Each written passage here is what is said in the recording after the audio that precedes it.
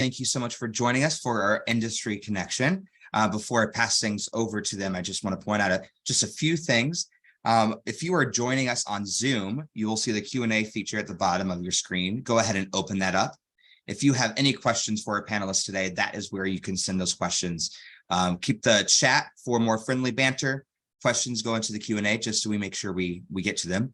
There is an upvote feature. So if someone asks a question that you are also dying to know the answer to, go ahead, give that an upvote so it moves to the top of the list.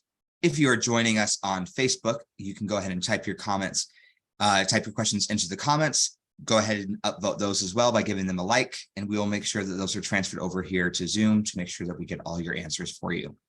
I also want to give a quick mention of aact.org/webinars. We have a lot of webinars coming up. Our next one next week is a roundtable on building education programs for adults.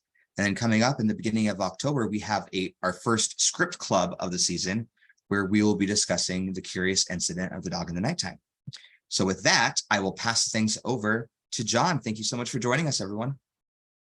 Thanks, David. Welcome, everyone. I'm John Pergnano from Music Theater International. I am here today. We're here to talk about a brand new show that we're excited to be putting out there. It's called May We All, and it's a show that we kind of did a little launch at conference and got such a great response that we wanted to reach more people and give you more information about it. And I'm excited to introduce Michael Barra, who is the CEO and founder of Lively McCabe, who developed May We All. Michael, take it away. Thank you, John. Hey, everyone. It's so great to be here with you. Thanks to everyone at AACT for the invitation and for the support for the show. We really appreciate it.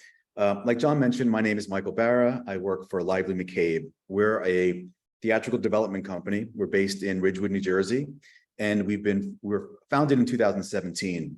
And essentially, our founding thesis as a company is we develop content because we believe that Broadway isn't necessarily providing a pipeline of content that is suitable to meet the needs of all of the regional, community, and school theaters that are out there in the country.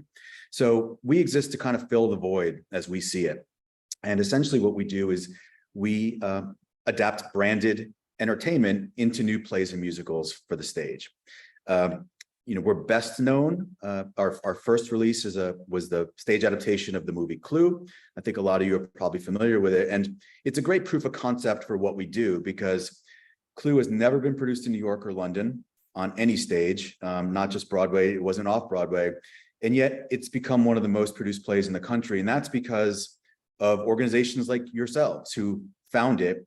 And it was created to be suitable for broad families. Everything that we do is intended to do that. So after Clue, we launched a collection of jukebox musicals, and May We All is essentially the cornerstone of that collection. And we're really excited to tell you about it and to partner with MTI to kind of get it out into the world. So the way that we approach development, and I'll tell you a little bit more about May We All, is we always look at an audience. We have this fictional audience member in our mind. This mid-40s woman who's making a decision on behalf of her family, her 70-year-old mother, her teen or tween daughter, and all the men in their lives, to see what they're going to be spending their entertainment dollars on. And we believe that sometimes some of the shows coming out of New York won't necessarily permit all those members to have a social experience together. So May We All is designed specifically for broad family, multi-generational, highly accessible storytelling. And we're going to tell you a little bit more about that today. So a little bit on the background of May We All, and then we have a little trailer that we'll show you that will do a much better job than I will of explaining what the show is. But we partnered with a country music act by the name of Florida Georgia Line. Some of you might be familiar with them. They're a two-time Diamond certified country act. They're very well known for music, including the title song May We All, but other songs such as Cruise or Meant to Be or Simple or other songs. So about 4 years ago, we approached them to ask them if they would consider licensing us this song so we can create a musical. And they responded, not only would they license us the song, but they wanted to be involved in the development and promotion of the title. And they've been with us every step of the way. So it's kind of a remarkable opportunity to be able to get into a genre of music with some of the titans in that genre. And that is really the genesis of this particular show. So May We All was developed almost exclusively in Tennessee. We premiered early last year at Playhouse on the Square in Memphis. And then we had an engagement at Tennessee Performing Arts Center in Nashville. And now through MTI, we've been able to make it available really broadly to the rest of the country. And we have a number of schools and professional theaters doing it. But the heart of this show and the purpose for it really is community theaters. Country music as a genre is has the most airplay of any genre of music in the country. There is nowhere that you can be without spinning the dial and getting country music on your radio. And that was something that, we realized, and we wanted to get a really broad representation of the genre in this show. So before going to the video, I'll just give you a little bit of a sense of some of the music within the show, and then we'll show you a little bit of the show itself. So Florida Georgia Line is obviously the title song. It's featuring Tim McGraw, but the remainder of the score includes music made famous by Dolly Parton, Reba McEntire, Johnny Cash, Loretta Lynn and Conway Twitty, John Denver, Brooks and Dunn, and a lot of contemporary artists like Kenny Chesney, Keith Urban, Chris Stapleton, Miranda Lambert, Casey Musgraves, Zach Brown Band, Old Dominion, and many others that I'm forgetting, Sarah Evans, Diamond Rio, and a couple others.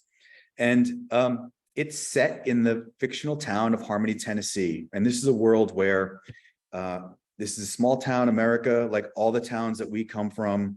And this one just happens to be, in Tennessee, called Harmony, Tennessee, and it's a town that sings. So I'll ask Winston if we can pull up the trailer. So we'll show you about or Eric to pull it up. We'll show you like a 3.5 minute trailer. It'll give you a sense of the show. And then afterwards, John and I can give you a little bit more information about the specific promotion that we're talking about today and more about the show when we come back.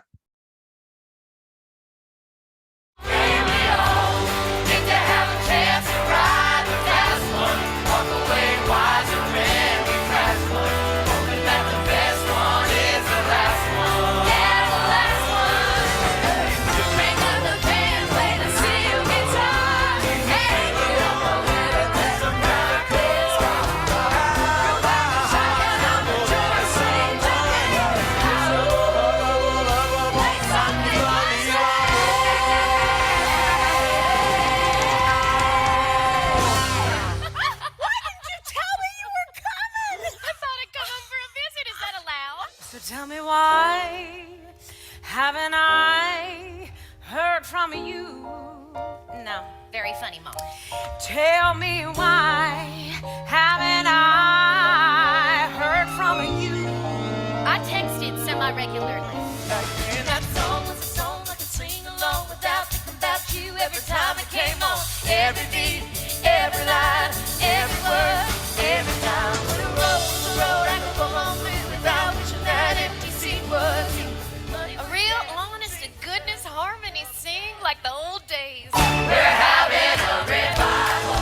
Good Lord, hallelujah. These red dirt roads disciples got spirits running through us. We're riding reminiscing and telling conversation. Yeah, we got this down home, hometown congregation. We're all in the same boat, fishing in the same hole. Wonder where the same time goes. The money too.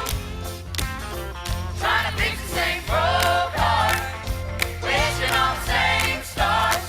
We're all hoping hope floats. We're all in the same boat. Auditions are open, y'all. Come on in. I've been to Louisville, Nashville, Knoxville, Omaha, Baca, Sheffield, Jacksonville, Waterville, Costa Rica, Pittsfield, Springfield, Bakersfield, Shreveport, Hackensack, Cadillac, Fond du Lac, Davenport, Idaho, Jellicoe, Argentina, Diamondina, Pasadena, Catalina, see what I mean? I've been everywhere. Jolene, Jolene, Jolene, Jolene, please don't take him just because you can. 'Cause we're not meant to know the answers. Whatever happens, whatever problems we got, this place, don't forget its past. They belong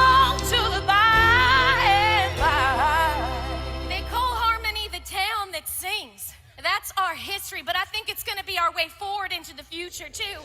Hurry home, down that highway.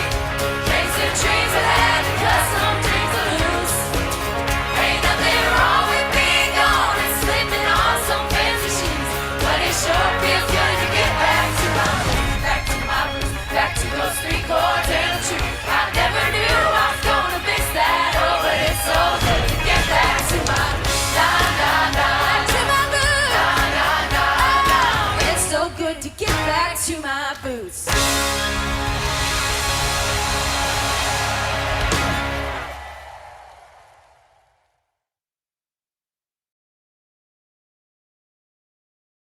Thank you, Eric. I have to apologize that I did not turn off my camera stuff. I got so into watching it, I just started bouncing around and getting into it that I completely forgot to turn off my video. So I do apologize to everyone for doing that. So, but This was recorded, so now we have video of you dancing for posterity's sake, John. oh, there you go. One of the things we want to talk about is, you know, after a conference, we had all this interest, and Michael and I sat down and we talked with the ACT, and together we came up with a promotion for the show. And basically it's for anyone who books the show through the end of the year. Doesn't matter when your performance dates are, you just have to commit to doing the show by the end of the year, and you get each 4th performance royalty free. So if you do 4 performances, you pay for 3. If you do 8, you pay for 6. That type of deal. And you also get 20% off your standard rental for the show. So that's the promotion. Is there anything I'm missing, Michael? Well, wait, there's more.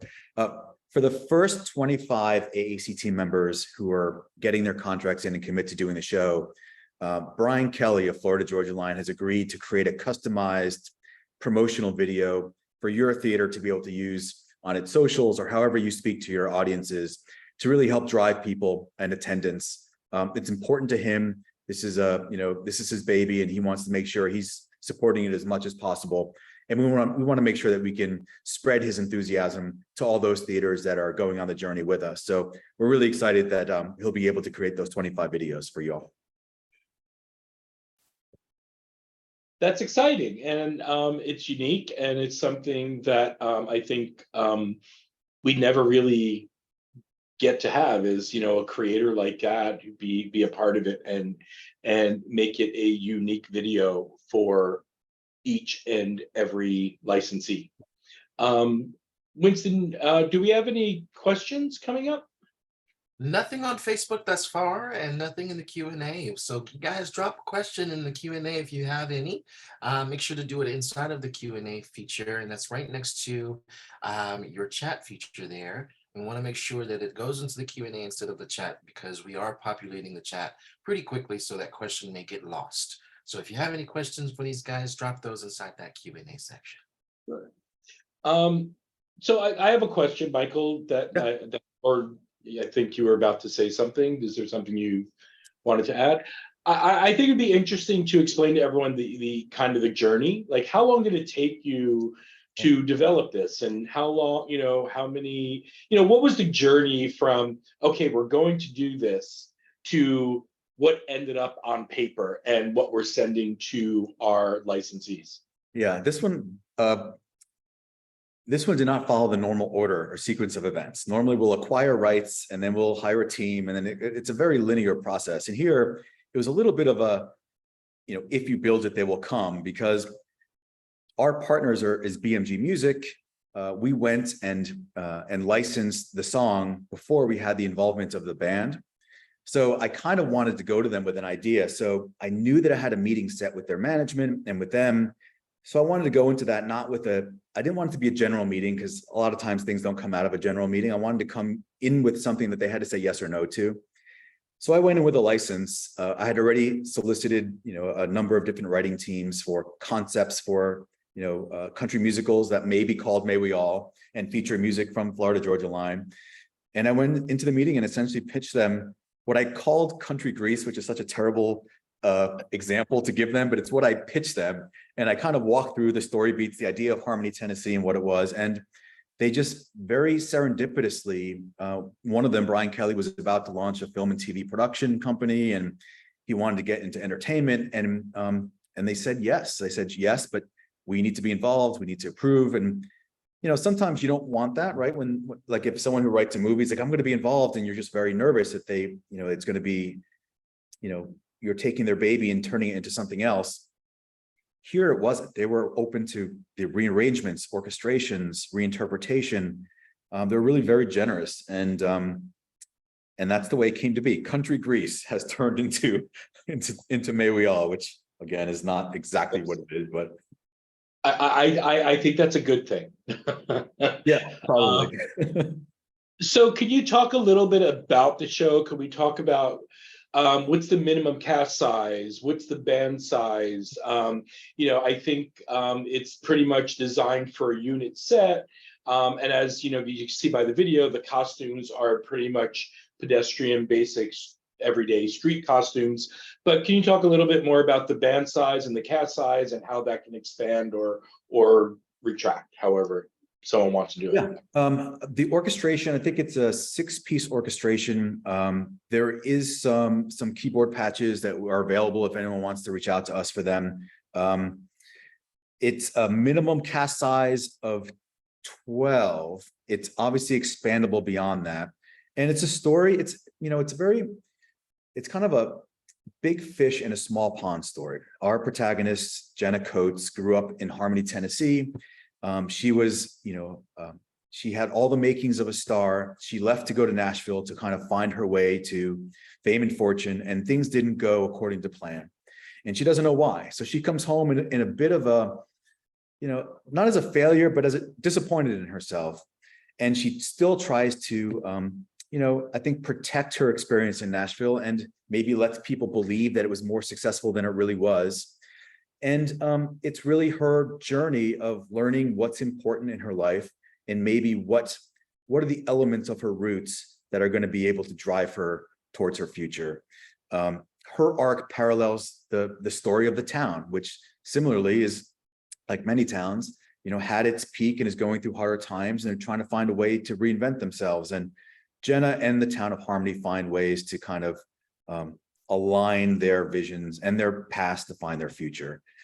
I would describe it, I don't know if the trailer showed this as much, but it's really a comedy. I mean, it's a musical comedy. It's a book musical. There's lots of moments that are,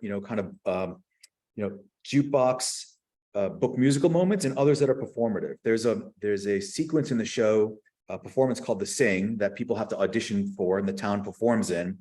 So it's not just character and story moments, but there's also 4 or 5 performative numbers as well, which adds to some of the fun that we can have with a song without needing it to propel the story forward. Those are nice beats that we can just have fun and enjoy the song and not have to do heavy lifting. So that's the gist of it. The cast breakdown is it's 2 principal females, 2 principal males, expandable, secondary characters, another 2 or 3 male and female, and then 4 utility players that come back multiple times. They can all be cast as in separate tracks, or they can play the tracks as Nashville did it.